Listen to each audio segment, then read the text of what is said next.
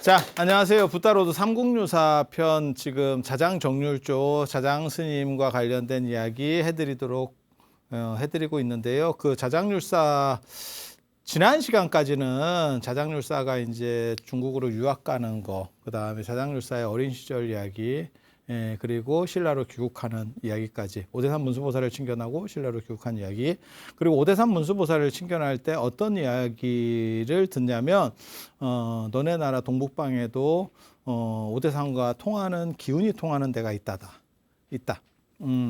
그러니까 나중에 거기를 찾아라. 라는 이야기를 듣습니다. 그게 나중에 이제 평창 오대산이 되는 거고요.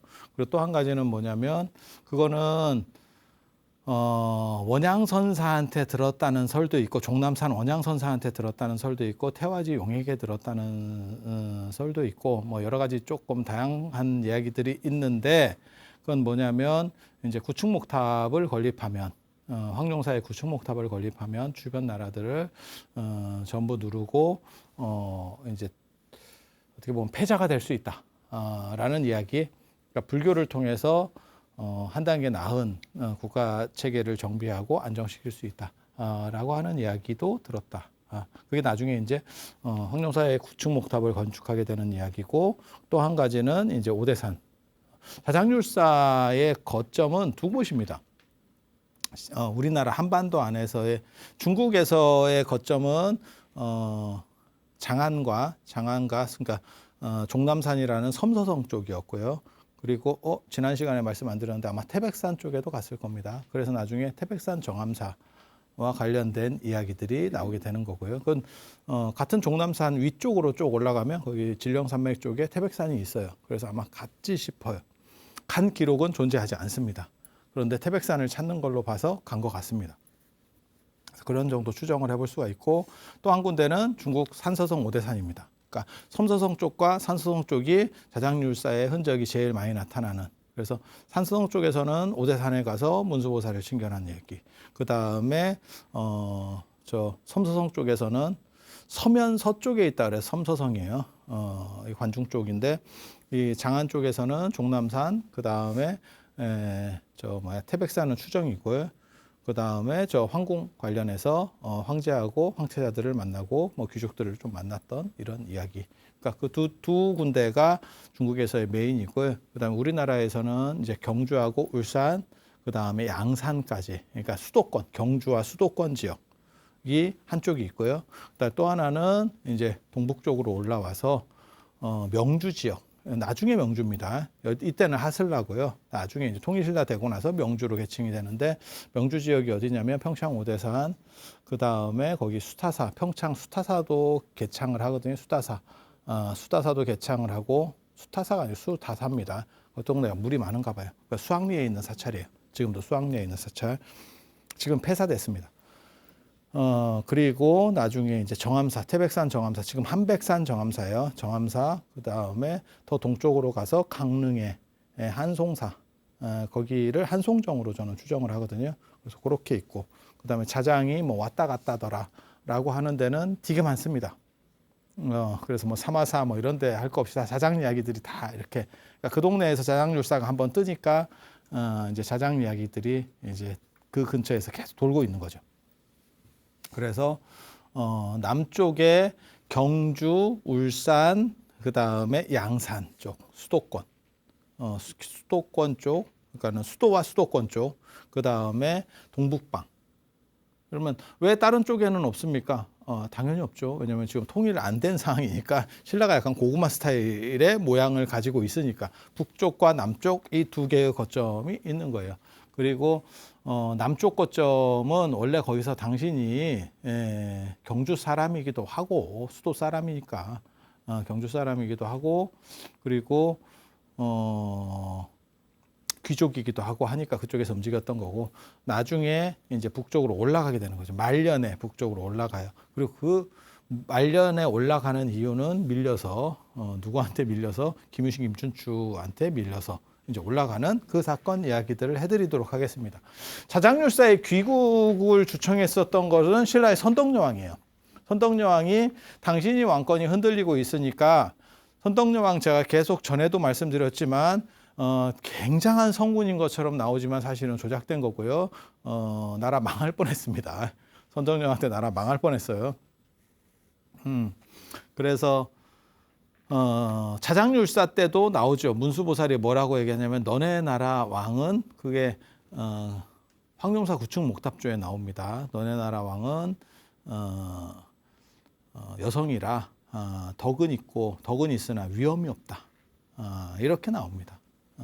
그래서 그런 부분들을 약간 이렇게 커버를 해주려면 황룡사 구축목답 같은 게 필요하다라는 얘기를 해줘요.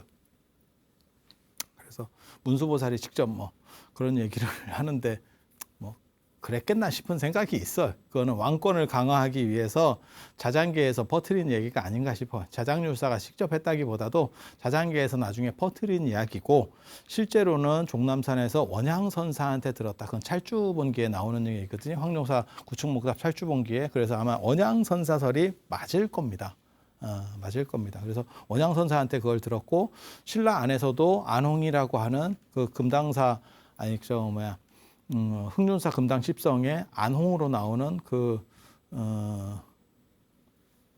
안홍이 동도성립기라고 한 데도 그 구층탑을 건축을 하면 주변 나라들을 조복받을 수 있다라는 이야기가 있어요. 그러니까 중국이나 우리나라에 좀 있었던 돌았던 이야기인 것 같아. 약간 도참 비슷하게. 그걸 하면 뭐 좋다더라. 이런 식의 이야기가 좀 돌았었던 것 같아. 그래서 중국에서는 아무튼 원양선사라고 하는 사람 누군지 모릅니다. 원양선사가 누군지 모릅니다. 거기 딱 한 구절 나오기 때문에 그게 누군지 종남산에 있었던 잘 나가는 스님이었을 거예요. 왜? 자장이 찾아가서 만날 정도니까. 그리고 그 얘기를 귀담아 들을 정도니까. 그런데 그 뒤로는 뭐 별로 당대에 좀 잘 나가다가 끝난 스님 정도인 거예요.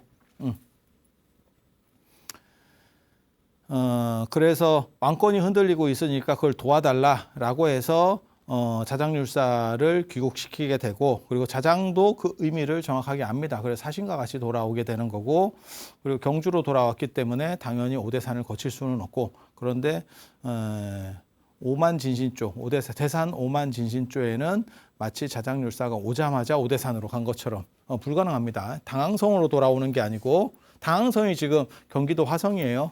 그쪽으로 들어오는 루트를 타고 오는 게 아니고 울산으로 들어오면 왕을 만나기 전에 왕이 지금 돌아오세요 해서 왔는데 왕을 만나기 전에 잠깐만요. 오대산에 좀 갔다 올게요. 한 3개월만 기다려주세요. 말 같지도 않은 얘기입니다.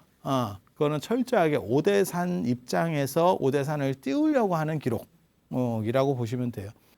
그래서 자장률사가 분황사에 있다가 황룡사에서 7일 동안 보살 개본을 강의를 해요. 도대체 어떻게 7일을 했는지는 잘 모르겠는데 뭐 주야 7일이라고 나오는데 할 만한 내용이 그렇게 없어요. 어떤 개본인지 정확하게 모르겠는데 그게 무슨 뭐 법만경인지 뭔지 뭐 모르겠어요. 근데 그렇게 이게 보살 개본 강의라는 게 계율과 관련된 게 법조항이기 때문에 설명할 게 철학적인 내용이 별로 없다니까. 그건 그래요라고 밖에는 없어. 뭔 뜻인지 아시겠어요? 법조항에는 철학이 없다니까. 법은 명료해야 되는 거예요. 거기에 해석의 여지가 이렇게도 되고 저렇게도 되고. 야, 그러면 이거 국가를 어떻게 해? 계율도 마찬가지예요. 살생하지 말라. 뭐 그러면 끝인 거지. 거기에 살생을 잘 가려서 해라. 그러면 이제 어디까지 가려야 되나요? 이게 나오기 시작하는데 그렇게 되는 게 아니야. 근데 그걸 뭘 일주일 동안 했는지 나 정확하게 모르겠는데 아마 중국 갔다 온 얘기, 뭐 황제 얘기, 뭐 이런 얘기를 막 했을 것 같아요. 이제 당신의 권위를 어느 정도. 왜냐하면 당신이 진골 출신이긴 하지만 중국에 갔다 온 사이에 자기 자리가 다 묻혔죠. 없죠. 그러니까 거기서 당나라 후왕을 잇고 그다음 중국 불교의 뭔가 발전된 걸 가지고 내 자리를 만들어내야지. 그래서 보살개본을 강의하니까 운무가 끼고 감노비가 내리대. 쫙 이렇게 하고 그래서 그걸 이적이라고 사람들이 생각을 해서 상황이 반전해. 저 스님 뭔가 대단한 것 같다. 이러면서 여론이 반전하고 결국 황룡사 주지로 들어가기 시작합니다. 그리고 선덕여왕이 이제 국통을 대국통, 그러니까 통이 짱이라는 뜻입니다. 학교 짱, 학교 통. 승통, 국통 이러는 거예요. 지금으로 얘기하면 왕사국사가 있을 때는 승통 이러면 총무원장이라고 생각하시면 돼요. 종정이 왕사국사면 총무원장쯤에 해당한다. 그래서 대각국사 의천 같은 경우가 문종의 넷째 아들, 고려 문종의 넷째 아들 출가하자마자 우세 승통 이러면 출가하자마자 어떻게 12살밖에 안 됐는데 그렇게 됩니까? 아버지가 왕입니다. 아버지가 왕입니다. 우리 아버지가 왕이에요. 그렇게 가는 거고, 자장률사 때는 왕사국사 제도가 없어요. 그 얘기는 뭐냐? 그때는 국통, 승통은 같은 거예요. 같은 거예요. 그러니까 승려의 통갈자라고 하는 거는 같은데, 그렇게 되면 왕사국사가 없는 상황에서 통갈자니까 신라불교의 1인자라고 보시면 됩니다. 1인자 타이틀을 딱 거머쥐게 돼요. 그리고 황룡사 주지가 당연히 그렇게 되는 게 맞아요. 그렇게 해서 이제 왕의 힘을 받고 그 다음에 자장이 뭘 하냐면 황룡사 구축목탑 만들기 시작하죠. 대규모 불사를 일으켜서 왕권을 강화하고 이렇게 해주려고 하는 거고, 그때 이제 황룡사 구축목탑의 총 감독자는 용수가 나오죠. 그게 김용춘이라고도 하는 김춘추 아버지가 감독자가 되고, 그래서 그쪽까지는 어떻게 보면 약간 이렇게 우호 세력으로 우호 지분들을 만들어 가는 것 같아. 요즘 그 주식 그 외국 사모펀드 이렇게 해서 뭐 기업 사냥할 때 우호 지분을 어떻게 만드느냐, 그런 비슷해요. 그래서 이제 연합들을 시켜가기 시작하는 모습들이 좀 보여요. 그렇게 해서 황룡사 구축목탑 만들게 되고, 신라로 귀국한 뒤에 황룡사 구축목탑 만들게 되고, 그 다음에 중국에서 가지고 온 그러한 기준들을 통해서 신라 불교의 틀을 만들어냅니다. 그리고 계율을 강조해서, 그러니까 스님들이 어떻게 계율적으로 살아라가 아니고 그렇게 지키는지를 아예 관리를 파견해서 계속 지켜봐요. 너네 그렇게 잘 살고 있어? 그렇게 해서 완전한 틀을 만들고 어떻게 보면 국가불교를 만들어내요. 국가불교를. 그리고 그 과정에서 10집 중에 9집이 불교를 믿었다더라 라고 나옵니다. 이게 자장의 역할이에요. 그리고 자장률사, 제가 지난 시간에 얘기할 때 자장률사가 어떤 절에서 출가했는지, 은사가 누군지 잘 나타나지 않는다. 그게 약간 야매 성향이 있다, 이런 이야기인데, 그렇게 될 수밖에 없는 게 신라불교가 어떤 틀이 없으니까 자장만 그랬겠냐고. 그리고 자장도 당신이 그렇게 하면서 그 문제의식을 정확하게 인지하고 있는 거지. 그러니까 그런 틀을, 중국적인 것들, 선진적인 것들을 갖다가 그 틀을 샥 입혀버리는 거죠. 네. 그렇게 하니까 이제 좀 문제 있는 것들이 전부 사라지면서, 전부까지는 안 사라졌겠지만, 그리고 관리를 파견해서 이걸 감시를 해버린다니까. 네, 국가 차원에서. 그렇게 감시를 하니까 무슨 일이 벌어지냐, 불교가 이제 풍속을 교화하는 쪽으로, 정화하는 쪽으로 긍정적으로 작동하기 시작해요. 그게 신라가 삼국통일을 할 수 있었던 두 가지 이유를 꼽으면 화랑의 상무정신, 그리고 죽으면 아마 얘네는 천상에 태어난다는 생각들이 있었을 거예요. 그렇게 전투 시에 죽으면. 그거는 무사도가 발전한 데는 다 있어요. 이게 없으면 두려워서 막 치고 못 나갑니다. 그래서 죽으면 천국 간다 라고 하는 생각이 있는 거고, 하나는 불교적으로 전체를 구심점으로 통합시키는 거예요. 단합시키는 거지. 그리고 그것의 유형적 상징이 뭐냐면 황룡사 구축목탑, 무형적인 게 계율입니다. 그리고 황룡사 구축목탑을 만들고 그 다음 해에 황룡사 구축목탑 만들고 그 해 가을에 통도사 계단을 만들어요. 그래서 이제 정비 더 구체화시켜 나가기 시작하죠. 그 다음에 이제 선덕여왕 16년에 선덕여왕이 1월에 죽어 사망을 하기 때문에, 그래서 자장률사가 그렇게 해서 많은 부분들의 역할을 하는데, 문제는 그 당시 역사의 흐름은 어땠었냐면, 선덕여왕이 너무 좀 헛짓을 많이 했고, 그러니까 그 과정에서 선덕여왕의 헛짓을 이렇게 보충해 주는 과정에서 김유신, 김춘추 세력이 너무 커진 거죠. 그래서 선덕여왕 말년에 가면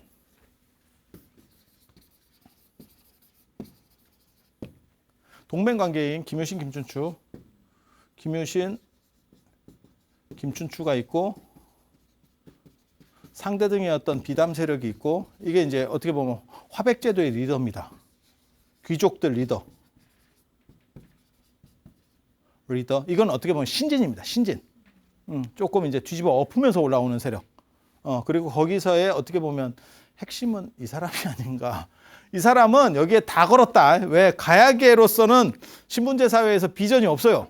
그러니까 저거를 뒤집지 않으면 제가 전에도 그 얘기 하잖아요. 정도전과 정몽주는 왜 서로 다른 판단을 했는가. 정몽주는 끝까지 충신으로 남으려고 하는 고려를 없애지 말자고 한 반면에 정도전은 없애려고 했느냐. 정몽주는 귀족 출신이고 정도전은 서자 출신이에요. 그러니까 판을 안 바꾸면 자기는 맨 꼭대기까지 못 올라가. 그러니까 이 사람은 새로운 나라를 만들어서 판을 쓸어버리면 경기룰을 바꾸는 거예요. 그러면 내가 올라갈 수 있지. 기존의 경기룰 안에서는 내가 서 있을 자리가 없어요. 김유신도 똑같은 상황입니다. 기존의 신라라고 하는 기본 틀 안에서는 내가 올라갈 수가 없어. 그러니까 저걸 다 틀어가지고 드디어 중대신라, 그러니까 통일신라가 만들어지면 어떻게 보면 저 김춘추부터 중대신라거든요.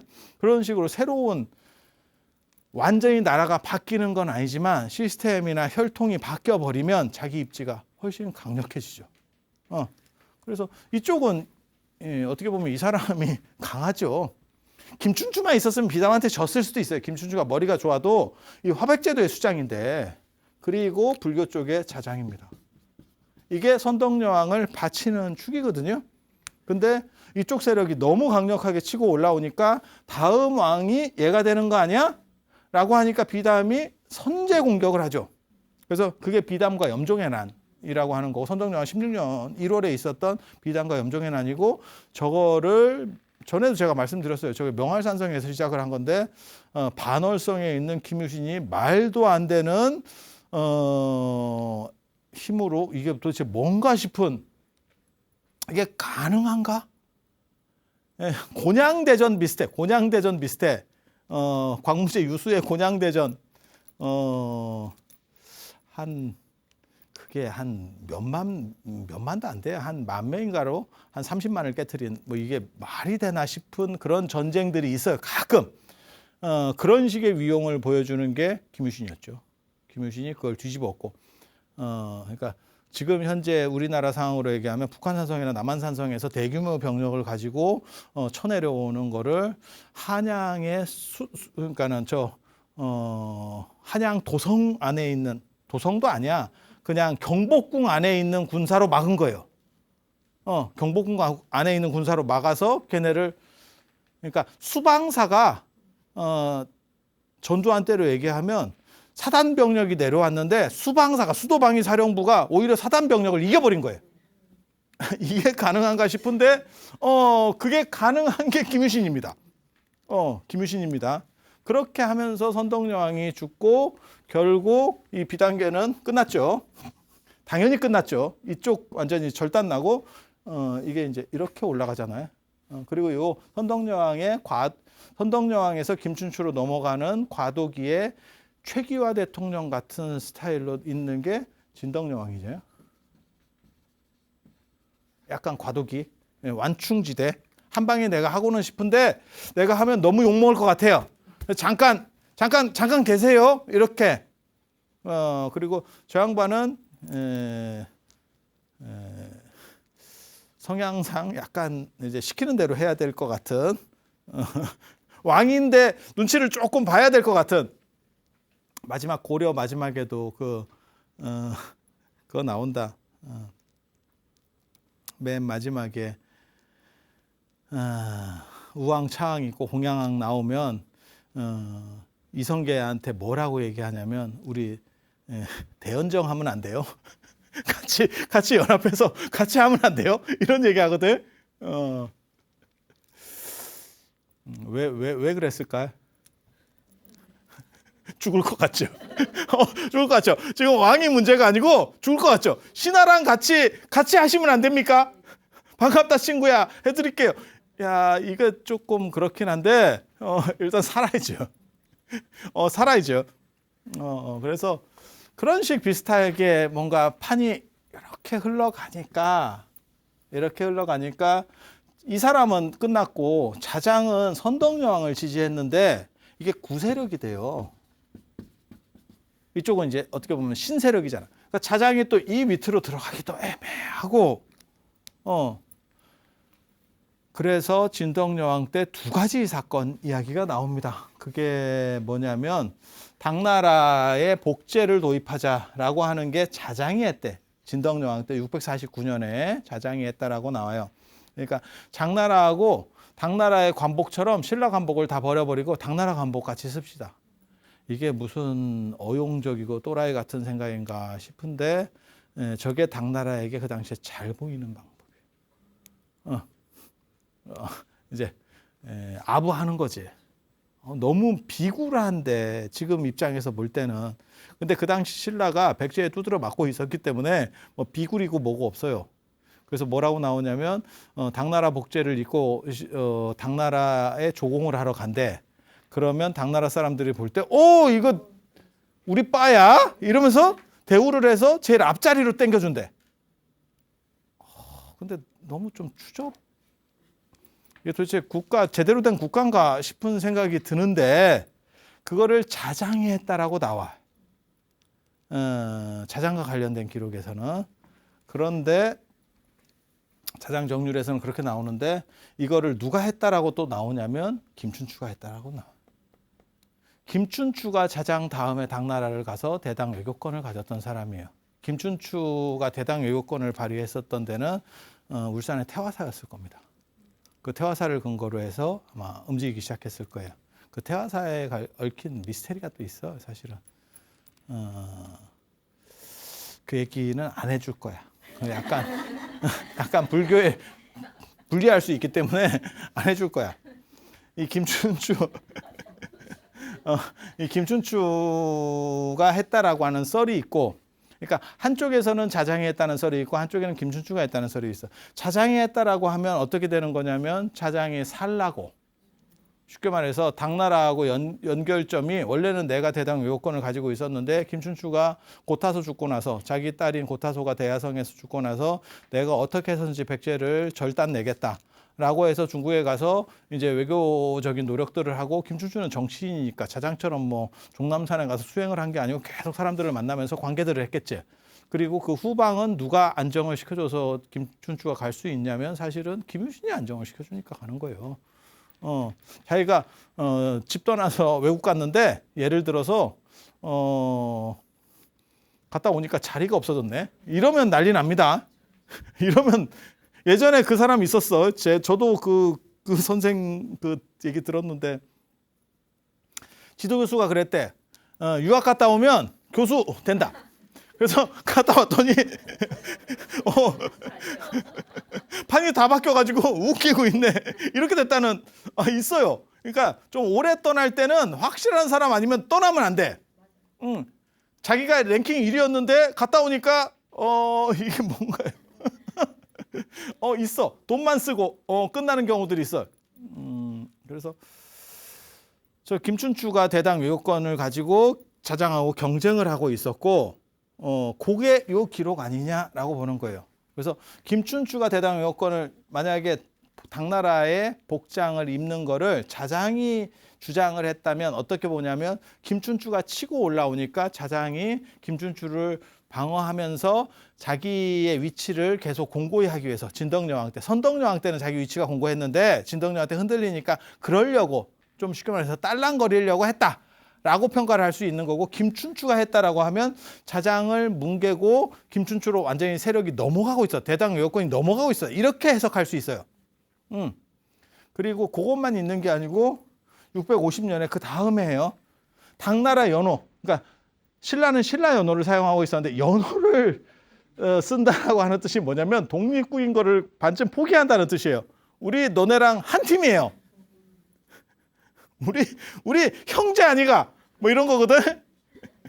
근데 형제가 아니고 그냥 똘마니로 들어가는 거예요. 정확하게 말하면 조선도 연호를 안 썼죠. 조선도 독자 연호가 없죠. 그러니까 무슨 일이 벌어지느냐? 임금이 바뀔 때마다 중국에 가서 도장을 받아와야죠. 고신을 해야 되고 도장을 아니 뭔 뜻인지 아시잖아요. 그러니까 정상적인 게 아니에요. 이 두 가지는 난 자장이 안 했었으면 좋겠어. 너무 좀 굴욕적이야. 굴욕적이야. 당시 시대 상황으로 봤을 때는 당나라의 힘이 진짜 필요했어요. 잘못하면 나라가 훅 가는 상황이에요. 지금 김유신 갖고 안 됩니까? 안 됩니다. 안 됩니다. 그 정도 상황이었었어요. 그래서 이해는 가는데 좀 많이 추접어요. 그러면 이렇게 해서 결국 자장이 위치를 잡았느냐? 못 잡습니다. 김춘추, 김유신한테 좀 두드려 맞죠. 밑으로 들어가기도 애매하고 자기는 끈이 떨어졌고 그러니까 어떻게 되냐? 마지막으로 내가 반전의 기회를 노리겠다. 그게 동북방으로 올라가서 이제 문수보살을 다시 칭견하겠다. 문수보살이 맞다. 갑자기 생각이 난 거예요. 문수보살이 그때 내가 산서성 오대산에서 문수보살을 칭견했을 때 문수보살이 너네 나라 동북방에도 기운이 통하는 오대산이 있다 그랬어. 이쪽에 동해안 쪽으로 이렇게 타고 올라가는 게 있거든요. 이게 강원도 쪽입니다. 강원도가 어디냐면 대관령을 중심으로 관동, 관서 이렇게 그렇게 해서 강릉 쪽하고 동쪽에 강릉 쪽하고 서쪽에 오대산 이런 쪽 평창 이런 쪽 그거를 아우르는 어떻게 보면 토착 세력들 저기에 주인 없는 토착 세력이 있어. 주인 없는 토착 세력이 그쪽 세력들을 내가 잘 규합하면 권토중래할 수 있지 않을까. 내 지지기반이 지금 다 무너진 거야. 그렇게 해서 자장이 위로 올라온 게 아닌가. 아무튼 자장뿐만이 아니고 나중에 성덕왕이 되는 효명이라든지 아니면 저기 김주원이라든지 아무튼 좀 밀리면 자꾸 올라와요. 저 명주는 밀리면 올라와. 그리고 내려간 사람은 효명밖에 없어. 성덕왕밖에 없어. 그리고 나머지는 다 거기서 이게 인생인가요? 이러면서 끝난 거야. 그래서 이렇게 올라와서 여기서 평창 수다사 맨 처음에 개창한 거는 오대산인 것 같아요. 오대산에서 문수보살을 칭견하려고 2번 시도했는데 문수보살이 안 만나줍니다. 안 만나줍니다. 이것도 좀 희한하지. 당신이 찾으라고 해놓고 막상 가니까 안 만나줘. 그래서 뭔가 자장이 이제 좀 암울한 위치가 되는 거죠. 안 만나준다는 거는 안 들어준다는 뜻이기도 해요. 원래 그 청탁도 누구한테 청탁하러 갔는데 그 사람이 안 만나주잖아? 그러면 생각 없다는 뜻입니다. 아니 그런 게 있어. 그런 룰들이 있어. 그렇게 해서 안 만나주고 그 다음에 수다사 거기가 물이 좋은가 봐요. 바로 오대산 평창 오대산 그쪽 옆에 있어요. 수학내에 있는 사찰인데 폐사입니다. 그쪽에서 이렇게 절을 짓고 자는데 꿈에 문수보살이 나타나서 대송정에서 보자 라고 했대. 대송정이 어딘지 잘 몰라. 그래서 이렇게 어딘지 알고 있었어. 상황으로 봤을 때는. 그게 아마 올 때 강릉을 통해서 대관령을 넘어가거든요. 그래서 강릉 쪽으로 다시 간 것 같아요. 이쪽으로 왔다가 여기서 쉽게 말해서 뺀찌를 맞고 이쪽으로 다시 간 것 같아요. 저는 그 대송정을 한송사라고 봅니다. 한송사 지금 공군 기지 안에 있어서 폐사입니다. 거기도 폐사 한송사. 그래서 소나무가 이렇게 나오는 거는 지금도 강릉은 소량 강릉 이렇게 가거든요. 거기서 문수보살을 진짜 만나요. 만나. 그리고 나서 문수보살이 그냥 잠깐 보고 뭐라고 얘기하냐면 갈반지에서 다시 보자. 이렇게 얘기를 해. 갈반지에서 다시 보자. 그렇게 해서 끝나고 그 한송사나 한송정이나 이런 데는 뭐 새가 나르지 않고 뭐 이런 얘기들이 나와요. 그러니까 거기는 신성한 곳이다. 그래서 한송사가 굉장히 좀 괜찮은 절이었던 것 같다. 이런 생각을 하는데 지금은 못 들어가. 민간인 통제구역에 공군기지 때문에 못 들어가. 그리고 한송사지 그 보살상이 춘천박물관에도 있고 그다음에 강릉 오죽헌에도 일부가 있고 이렇게 돼 있어요. 오죽헌 쪽에도. 그리고 그렇게 돼 있고, 그 다음에 그 갈반지에서 보자. 그 갈반지가 어디냐면 칡들이 엉켜 있는 곳, 갈래사라고도 합니다. 나중에 정암사입니다. 그래서 그게 어딘지를 몰라서 자장이 이렇게 가고 있는데 뱀들이 이렇게 엉켜 있더래. 뱀이 햇빛을 쬐거든. 언제나 뱀이 이렇게 보면 자다가 일어나면 나와서 기 나와가지고 햇빛 해갖고 몸 온도 좀 높이고 나서 움직이거든. 그래서 뱀들이 그렇게 이제 바위 위에 있었는가 봐. 그 바위 밑에 있는 절이 성남사예요. 바위 밑에 절, 그게 정암사입니다. 깨끗한 바위 절이라고도 하고, 그 다음에 바위 남쪽에 있는 절이라고도 하고, 그리고 원래 갈래사예요. 갈반지 사찰이라 해서 갈래사라고도 하고, 다 같은 이름이에요. 같은 이름. 그래서 그 뱀이 그렇게 서로 엉켜 있는 걸 보고 여기가 갈반지다 라고 해서 거기다가 조그만 건물을 짓고 문수보살이 내려오기를 기다리고 있었대. 그때 하루는 영감님이 삼태기에다가 다 이제 꾀죄죄한 영감님이 삼태기에다가 죽은 개를 넣고 삼태기에 넣어가지고 딱 와서 하는 얘기가 자장을 보러 왔다 라고 얘기를 했대. 그랬더니 자장을 모시는 어떻게 보면 스님, 쫄 스님이 내가 여지까지 우리 스님을 모시면서 단 한 번도 이름을 부르는 경우를 본 적이 없다. 도대체 이게 뭐 하는 사람이냐? 그러니까 예를 들면 뭐 큰 스님 뭐 이렇게 해야 되는데 아랫사람처럼 내가 자장을 보러 왔다 이러니까 그게 성립이 안 된다라고 해서 그랬더니 그 영감님이 자장한테 가서 직접 말을 해봐라. 그랬더니 자장이 뭐라고 얘기하냐면 제정신이 아닌 놈인 것 같다. 라고 했대. 그랬더니 요 영감님이 그 얘기를 듣고 아상이 있는 사람. 나를 볼 수 없다. 뭔 소리인지 못 알아듣겠어요. 그때도 아상이라는 게 지금 아상 공부하다 이런 표현으로 썼는지 느낌상으로는 그런 것 같아요. 그래서 자기를 높이고 쉽게 말해서 눈높이가 높아진 놈은 나를 만날 자격이 없다. 그래서 그 죽은 개를 이렇게 삼태기를 뚝뚝 터니까 그 개가 살아나서 푸른 사자가 됐대. 그래서 그 사자를 타고 이렇게 올라서 문수보살로 싹 변신해서 남쪽으로 내려갔대. 그 이야기를 애가 쫓아가서 자장 스님한테 전하니까 자장이 그 얘기를 듣고 튀어나왔더니 이미 저쪽으로 남령으로 넘어가고 있더래. 남쪽 고개로 넘어가고 있더래. 그래서 그걸 같이 가입시다라고 하다가 여기서 이제 두 가지가 나오는데 그게 운신하고 사신이거든요. 쉽게 말해서 떨어져서 죽은 거예요. 저 정암사 그 탑이 있는 쪽에서 떨어졌나 어딘가 떨어져서 아무튼 돌아가시는 거예요. 그게 실족인지 아니면 진짜 나는 다 끝났다. 문수보살에게도 이제 버림받고 다 끝났다라고 해서 투신인지는 모르겠어. 그러니까 운신과 사신으로 나오는데 사신이면 투신이에요. 그다음에 운신이면 약간 실족 느낌이 좀 더 강하고. 그 덕분에 시신이 온전하지 못해. 높은 데서 떨어져서 이게 이렇게 된 거예요. 그래서 화장을 하게 되는 거예요. 그리고 그 화장한 데를 정암사 뒤쪽으로 한 1km 정도 가면 거기 조전이 있어요. 조사전이 있는데 그쪽 동굴 안에다 모셔요. 돌로 된 어떠한 이렇게 구멍이 있는가 봐. 거기다가 그 화장한 뼈를 모셨다. 그리고 정암사 사적기에 보면 그 뼈를 만지면 극락에 간다. 손을 넣으면 자장뼈가 만져진대. 그리고 거기에 조사전이 만들어져요. 나중에. 조사전이 만들어져요. 정암사 사적에는 뭐라고 나오냐면 자장율사가 단순히 떨어져서 죽은 게 아니고 약간 미화되는 예가 나와요. 미화되는 예가 나와. 그래서 이거 되게 재밌어. 문수보살을 따라가는데 그냥 따라가는 게 아니고 유체이탈을 해서 가.